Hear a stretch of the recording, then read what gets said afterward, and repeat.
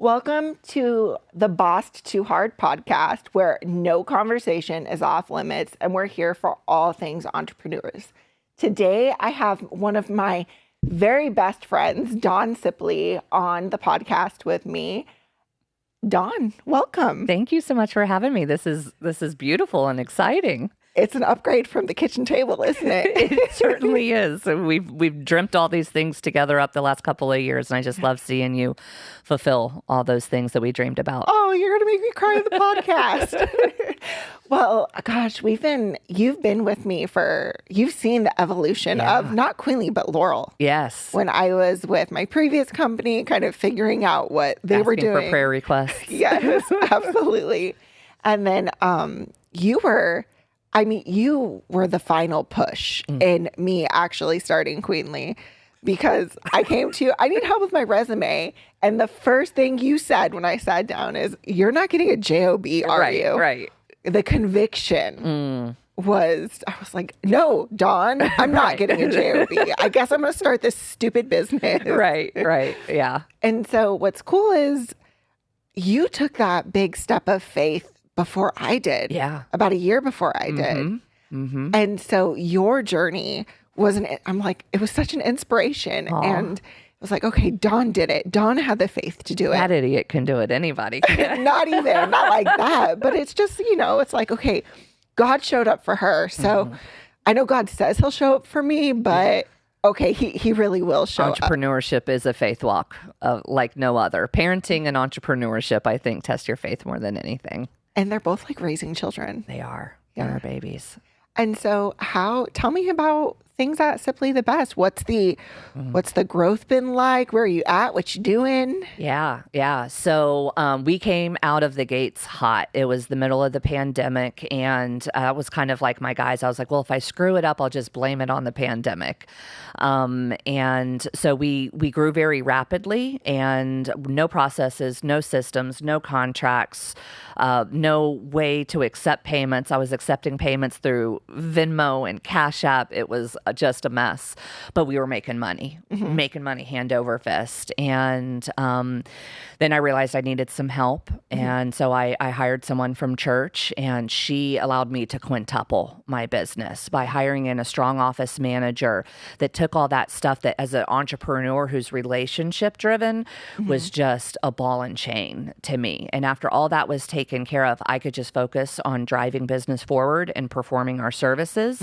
And it was absolutely amazing. And then we had another hire and another hire. So, I know it sounds crazy to say, and I can't believe I'm even going to say this out loud, but I don't want to do HR. And I know my entire business is an HR consulting firm, and that sounds crazy to say, but I love being the CEO, visionary, economic driver, lover of my business. I don't want to write employee handbooks anymore. Yeah. But there are amazing HR consultants out there that love writing, copywriting, and writing handbooks and all that kind of stuff. So what I've really figured out is I don't need to perform our services, which was a really hard thing to let go of.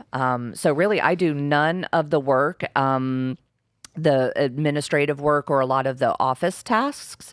I really show up for my clients, and I do the in-person things, and I drive relationships and ask the questions and create culture for companies. And I just could not be happier. Once I figured that out, that I didn't want to do what my business did, I was a lot happier for it.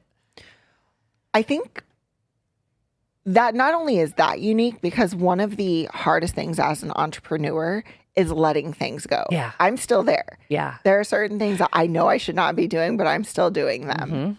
But not only is your approach to leadership unique, but your approach to HR is very unique. So coming out of corporate recruiting and starting your business, you did something that was very, very different. Tell us a little bit more about that. Yeah. So what we ended up doing is we really want to be a psychology forward type of HR company. So we're not your systems and processes. We can bring those. But if you really care about people and you want your people to be well loved in your organization, that's kind of where we come in. So we do a lot of personality testing. We talk about our faith. We talk about our families. We talk about what work means to us. A recent survey came out that said that people people used to find their value in what they did, or they identified as that person. And men all the time, like, oh, so who are you? They would say their job title first. Oh, and then I got some wife and some kids and things like that. They were rooted in the identity of the work that they did. And that is on a sharp decline right now. People are not, they perform the work and they go home, and it just isn't a part of their self-created image anymore. So managers and leaders have to realize that, that unique tie that used to be there is kind of diminishing in this new economy and this new way of doing business together. There's been a huge paradigm shift. Yeah. In where we used to believe, and I'm still trying to break out of this mentality, but that there's only value in doing and not value in just being. Oh, girl, don't even get me started on that. That for me was one of the huge things. And one of my keynotes is about parentification and how childhood abuse and neglect can show up in the workplace. And that was a big thing for me. My identity was so much rooted in the things that I did for others and how I served, like that savior complex. I was always showing up big for people, and I loved being able to do that. But what I realized was that was a product of being a child of a mother who suffered from alcoholism and addiction and mental health issues. I had been her savior for a really long time, and she loved me for it. And it was so unhealthy and all those things that once I realized that, I was able to kind of scale back a lot of my high-level volunteerism and kind of reshape what some of my personal relationships looked like, because I wasn't receiving what I was giving out of a lot of those relationships. And so, yeah, just knowing that you're a child of God and you're worthy, to have a voice, and you have room on the couch or the stage or whatever it is, you get to be in that room just because you've been asked to, and you don't have to prove yourself. Right. You've always been really involved in the community. Yeah. And you've always shared your heart. And you've always been authentic and honest, which is something I've always appreciated about you. Yeah. There was this idea of parentification. You haven't always been outspoken and open with it, but was it last summer? Yeah. You went to Honduras and there was a huge shift. Yeah. So tell me about that shift. Yeah. So I was able to travel through the country of Honduras on a Christian summit and talk about parentification there. And it really allowed me to see parentification happening in other ways. Here in America, we have such privilege that our children at 8 years old aren't forced into labor, and they're not raising siblings the way that some poorer nations are doing that. And so it just lit a fire inside of me. And I was like, God, allow me to be successful so I can give abundantly. And God was like, girl, I already gave you everything that you need. You're just holding on to the stuff. And my heart was just pierced. And so I came back and I looked around, and I've always been a Jeep girl. I've driven the Jeep for 13 years and it was an idol in my life, and it was very valuable as well. And, someone ended up coming to me and just making me an offer on it. And so I sold my Jeep. I sold things out of my house.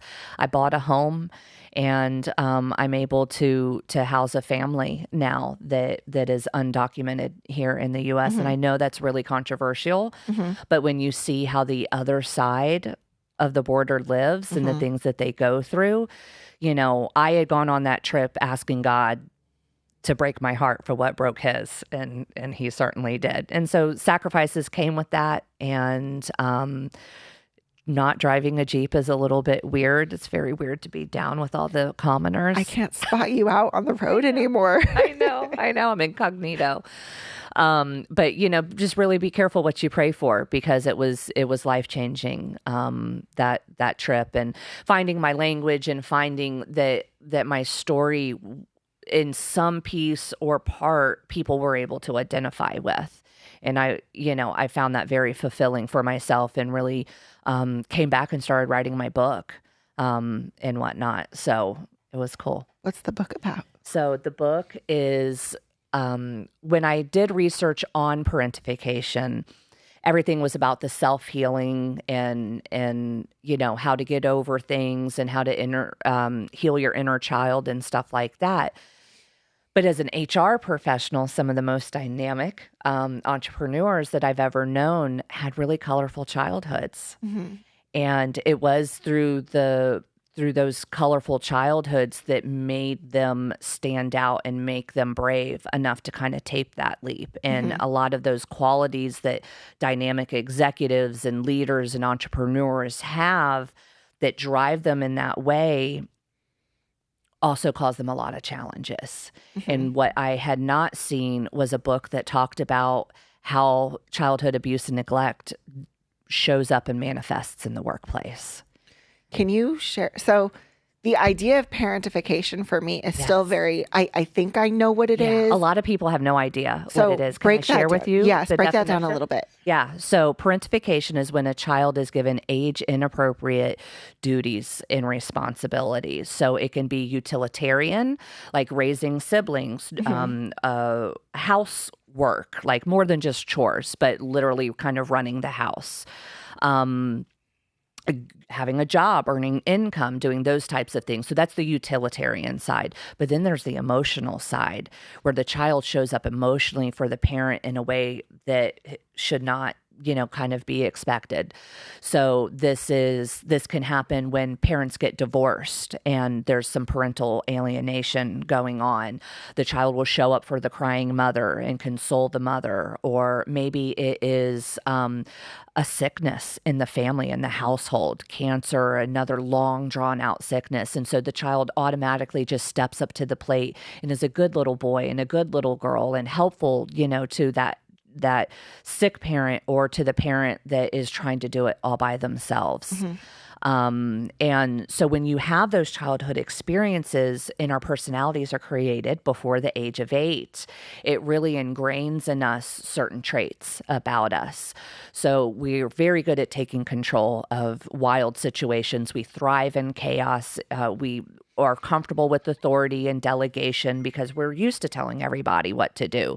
We were the old souls, often called, in things. And I really feel called out, Dawn. I was trying not to make too long of eye contact. Oh my goodness.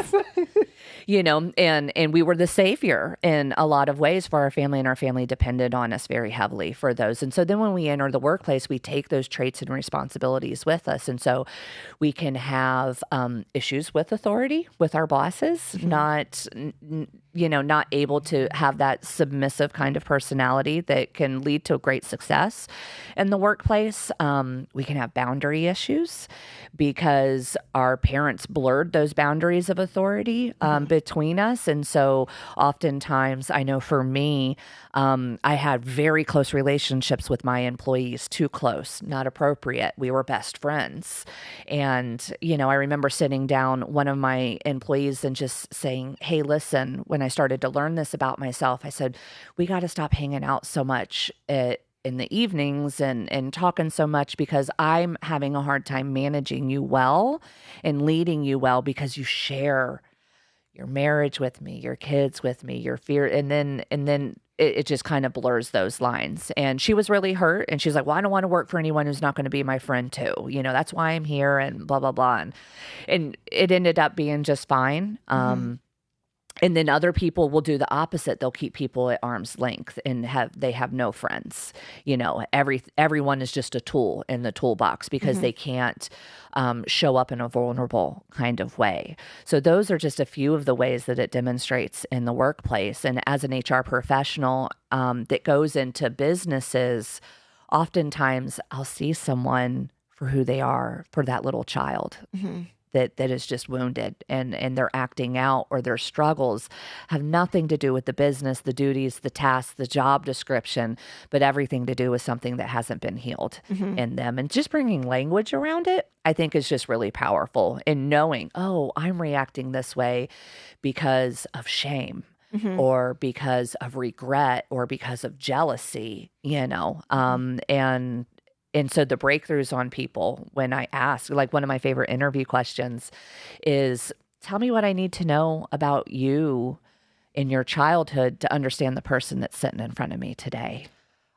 That's not an interview question that I feel like should be asked, but when you frame it this way. Right. And so they're free to share whatever they would like to share. Oh, well, I grew up, I had brothers and sisters, we were raised on a farm, blah, blah, blah. And so that's, I have a good work ethic because I was raised on this farm. Like sometimes that's the answer.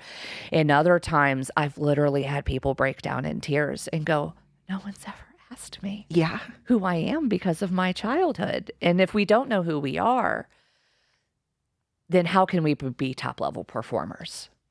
It's so true. Yeah. And just seeing them, I often use the analogy, a good boss comes in on Monday morning and checks his flock, right? And make sure everything's good, make sure they don't need anything. Honestly, they're doing it for some care and concern, but managers, that's their job to make sure that the team has everything that they need to perform at the highest level that they can perform. Right. And that's a good boss, right? It is. But a great boss knows who you are and where you came from. And they can cover for you in ways that no one else can. And then they can also hold you accountable in ways that no one else can if they know that story. So in my journey, I've looked back and I've identified some spaces where this concept of parentification and things that I have not healed have come up. And so I was thinking about big transitions in my life and why I took those big transitions. The biggest transition was really from this corporate type position into entrepreneurship. But what was the driving force? Like, what was that final straw? And I didn't grow up with a dad, just my mom. And I've talked about it before. I have this like giant size mother wound, right? So I remember having a male boss for the first time, and him telling me he was proud of me. And that triggered something. We talk about the subconscious all the time, but the reality is the subconscious is the inner child. Right. And so when I had a situation where there was some verbal abuse and there was some very unhealthy reprimand, and I felt like I was a little girl and my dad was yelling at me, I look back at it now and that's why it was so triggering. Because it was like this person that I looked at, like unknowingly, like a father was yelling at me. I was like crushed. And then even most recently, the drive to seek acceptance for women is often a very big thing. That authority thing, that male-female dynamic in that acceptance is big. And it's wild when you realize that. And so I was like, okay, there's something there that hasn't been resolved that I need to resolve. And then it came up again, but in a different situation. Where it was an older female client who spoke to me harshly. And it reminded me of my mom. But I didn't realize it reminded me of my mom until a couple weeks later. But we have to remember, it's not personal, it's business.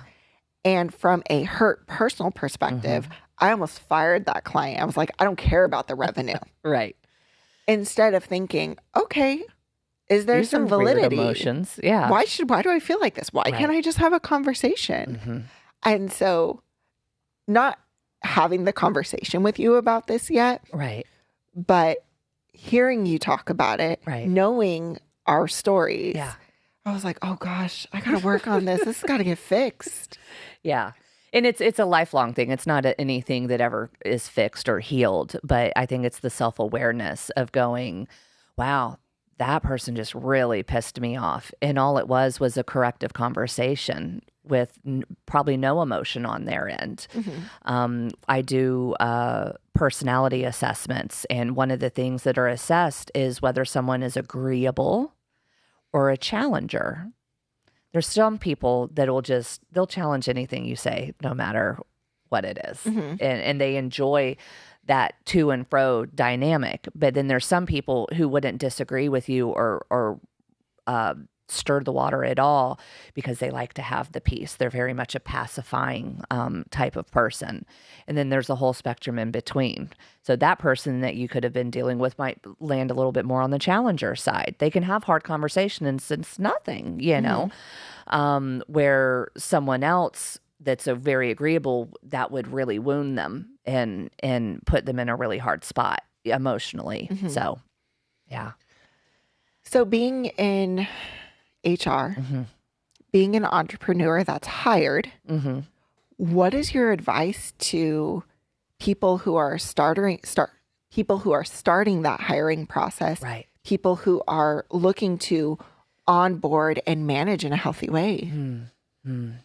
I think first and foremost, the world doesn't need more of us to make our business better. We need to hire for our gaps. And so being aware of what those gaps are in the business when you're hiring is important. And then second, through the interviewing process, don't mistake character for charisma. That's good.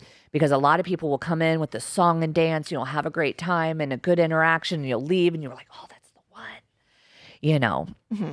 but they don't have any character. They're bullshitters. Bullshitters really good, And so making sure that you have steps in line to test integrity and not only skill set. And then in the interviewing process, don't interview them for the job. Interview them to get to know the person. Everyone's always like, got this tag. What are the best questions to ask? And how can I figure it out? And what is the thing? Just sit down and have an authentic conversation and then ask them to demonstrate their skills in some way. Doing pre-employment skills testing is absolutely vital. If they say they can do Excel, give them the test. Can they do pivot tables or can they do data entry? And then don't be I can't shocked. do either. Right. Amen. So many times, when a termination comes about, it's not typically the skills that get people terminated. It's typically the mouth communication style. Yeah. It's typically a rub in personalities. And you can walk through those things and you can talk through those things. And if you have a passion for leadership and what it means to develop people, then you can get through those circumstances. But some people just have no tolerance for it. They desire no growth. They desire no friction. And you either do it with a smile or you don't do it here, That's not real, though. It's not. Like the idea that... I love going through storms with people because you get to see who they really are. Well, it's this idea that we go to work and everything that we've carried in the 16 hours that happens when we're not at work or however your schedule is, the idea that goes away is not real. Like, there's so many things that we're walking through. And to expect someone to come to your workplace and not show up as a human being is just absurd. Right. Checking in on that flock. I mean, and constantly, it's not one conversation that you have. It's the relationship that's kind of just ongoing. Yeah. Oh, man. So work would be easy if it wasn't for the people. I remember when I just wanted to be a freelancer. And then it was Wendy Clem. She's like, you're not going to be a freelancer for very long. Like, you've been called to something more. Right. But the reality is when we remove all the external forces, everything that happens beyond us. Right. Really would just manage myself. I know what I got to do, but we don't grow that way. No. We were never designed to grow in isolation. Yeah. We're meant to be in community. And I think we're more connected than ever, but we have lost intimacy as people with each other. It used to be if you wanted to go be with your friends, you had to go be with them. And now kids don't go outside and play. They do it through gaming systems or electronically. My daughter was telling me the other day that people don't exchange phone numbers. They exchange snaps. That's so weird. They don't call each other. That would be weird, Mom. What do you mean? Well, how do you stay in touch? Well, just snap. Oh, okay. You know, My kids are weirdos. yeah. My 17-year-old, he picks up the phone and calls people. Oh, I love it. And I'm like, good Yeah. for that's amazing. Yeah. But the reality is from a hiring space. First Right. of all, I want to thank you for being part of my community. And Absolutely. always, there's a certain level of intimacy that we have even now. Yeah. Like I can have eye contact with you and it feels Yeah. completely comfortable. Yeah. But for so many people, that eye contact is really hard. It is. It is. But as we transition into hiring the next generation, all across the board, and especially being in a creative space, Right. I'm running into this. Yeah. Yeah. But you have these people that have these incredible creative skill sets, technical skill sets. Mm-hmm. But when you get them into an interview, it's like talking to a wall. Yeah. How are you navigating that? We have to teach them. Who else is going to? The parents aren't doing it. They're stressed. They're overstretched. They're overworked. They're sometimes their own woundedness from their childhoods. They're doing the best that they can. Our educational system is flawed. They don't get the intimacy with teachers that you used to get, that one-on-one, kind of stuff. They're teaching to tests. So we just have to do it, If we're going to be in the space, if we're going to be the shepherd of the flock, we have to teach them what that looks like, and we have to make that investment. People are like, oh, well, what if I make all these investments and then they just end up leaving my company? Well, what if you don't and they stay? Then you're just so frustrated. I was just talking to a CEO of a large software engineering company, and he's a software engineer. He loves the Lord and he loves people, but he's like, I don't have what they need from me. Can you come in here and love them well? Like, Yeah. I will pay you just to come in here and love them well. I'm like, yes, that is what I love to do the most. So before my meeting here today, I was strategizing with the team. I said, how can we love these people well? Yeah. The Great Commission is always a part of that mission. The marketplace ministry is there to show up like Christ. Because for some of us, they're never going to go to a church. No. They're never going to open the Bible. We are the closest thing to God that they have, which is scary and intimidating. But just literally teaching them how to communicate, teaching them saying, hey, I notice when I talk to you, you look down. What's going on down there? And I'll just ask them. And then, well, I'm just nervous. I don't know how to hold eye contact or whatever. Be like, okay, well, maybe try doing it in the mirror with yourself. Have you ever looked at yourself? That's really deep. For like a whole minute in the eyes and said, who are you? Yeah. Let's just start with ourselves and then we can go try to glance at other people. Right. Yeah. So you love people really well. Yeah. From a real life community perspective, but also as a serving other businesses. Yeah. You're also a seasoned speaker. Yes. I love the stage. And so if someone wants to connect with you, whether to hire you to step in and love people well in their business or to share your story, encourage, equip people from the stage, what's the best way to get in touch with you? Yeah. Our website, simplythebest.com. If you're interested in speaking, I have a one page on there. You can learn a little bit about me and my bio and a little bit of my octopus story. But just a good old Google will pull me right up. Perfect. Google me. Hey. Yeah.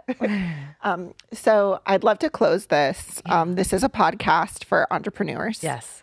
And so we can't close a conversation without some sort of golden nugget. So you have a megaphone. Okay. And when you speak into this megaphone, every entrepreneur, everyone starting a business, everyone running a business, they have to stop and listen. What do you want them to know? Just be curious and don't think that you have to have it all figured out or you have to be the smartest person in the room. I hire people that are way smarter than me. And so not being threatened by that and just having the ability to delegate and just be curious about what processes are, I think that's where it's at. Well, Dawn, thank you so much. Thank you. I love you so much. I love you too. Thank you for tuning in to the Boss Too Hard podcast today. If you want to get in touch with Dawn, you can go to www.sipleythebest.com or Google her, whatever your style is. And we hope you have a great day.